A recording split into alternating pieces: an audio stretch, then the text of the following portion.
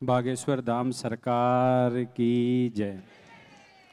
व्यासपीठ पर विराजमान परम पूज्य प्रातःस्मरणीय साक्षात हनुमान जी महाराज जी के स्वरूप हमारे बागेश्वर धाम के पीठाधीश्वर धीरेन्द्र किशन शास्त्री जी महाराज को साक्षात दंडोत प्रणाम करते हैं। ये सिर्फ बागेश्वर धाम के पीठाधीश्वर नहीं है, ये उन अनाथ बच्चियों के पिता भी है, उन गरीब बच्चियों के गरीब परिवार के मसीहा भी है। मैं उन गरीब बच्चियों के पिता को भी प्रणाम करता हूँ और गरीबों के जो मसीहा बने मैं उनको भी प्रणाम करता हूँ। और आज के इस युग के अंदर जो साक्षात हनुमान जी के रूप में हमारे बागेश्वर धाम पीठाधीश्वर महाराज जी आपको दर्शन देने आए, मैं हनुमान जी महाराज जी को भी प्रणाम करता हूँ। सिडनी वालों, आपके बहुत ही अच्छे कर्म हैं कि आपको साक्षात हनुमान जी खुद चल के दर्शन देने के लिए आए। ये बिल्कुल सत्य बात है। आप कहीं है ना किसी बैम के अंदर फिर रहे होंगे, कोई पंडित जी बोल रहा, कोई कुछ बोल रहा, पर मैं एक आपको बात कहना चाहता हूँ, ये साक्षात हनुमान जी का ही रूप है। तभी तो आपको सनातन धर्म के साथ जोड़ रहे। कल महाराज जी ने क्या बोला था, हनुमान जी का काम किया था जोड़ना।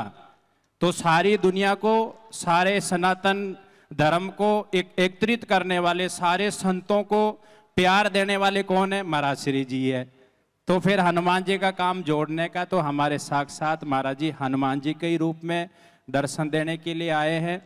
और जो महाराज श्री जी का धाम में जो जितना अन्न क्षेत्र चल रहा है गरीब कन्याओं के लिए, महाराज श्री जी जितना, मैं वहाँ पर 7 दिन रह के देखा है, महाराज श्री जी ने 7 दिन तक मेरे ख्याल से 3 या 4 घंटे नींद ली होगी। एक ही चिंता रहती, मेरी बच्चियों के लिए ये कमी ना रह जाए, मैं अपनी बच्चियों को ये भी देना। जब बच्चियां रो रही थी तो महाराज जी के आंखों से आंसू आ रहे थे। जब बच्चियां विदा होती तो रोता कौन है? माँ और बाप रोते ना। तो ये माँ भी बन के खड़े हुए, ये बाप भी बन के खड़े हुए, उस माँ और उस बाप को भी प्रणाम करते हैं। पर आपका सहयोग, आपका योगदान सबसे ज़्यादा जरूरी है। आप जितने बैठे हो, मैं एक बात महाराज जी की बगैर आज्ञा से माफ़ी मांगते हुए ये बोलना चाह रहा हूँ। आप सिडनी वालों, कम से कम, ज़्यादा नहीं तो ना, आप जितने भी हो उन गरीब बच्चियों के लिए, अन्न क्षेत्र के लिए, बालाजी आपको खूब दे भी रहे, खूब देंगे भी।